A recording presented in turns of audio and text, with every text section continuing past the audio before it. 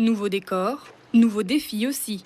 En septembre, le colonel Montgénie a pris la tête des sapeurs-pompiers du Finistère. Près de 190 000 appels ont été reçus ici l'an dernier.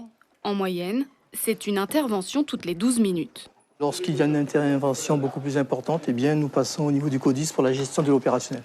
Ce natif de Cayenne dirige désormais un centre de secours parmi les plus grands et les plus performants de France, après 7 ans comme directeur en Guyane et 4 ans en Martinique.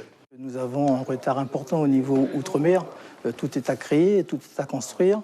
Et au niveau des départements métropolitains, eh bien, on est beaucoup plus avancé. Depuis Quimper, le colonel Montgénie supervise 2600 sapeurs-pompiers, répartis dans 64 centres d'incendie et de secours, à travers le département breton.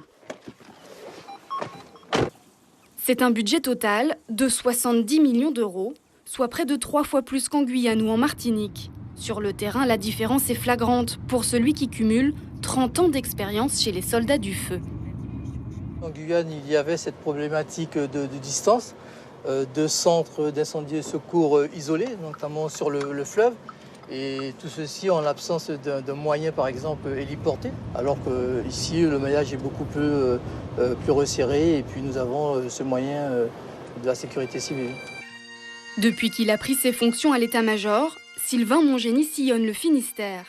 À Pont-l'Abbé, ce jour-là, il accueille 600 pompiers de 11 départements de l'ouest de la France. Pour une grande compétition sportive. Professionnels, volontaires et jeunes sapeurs-pompiers se mesurent afin de gagner leur ticket pour la finale nationale.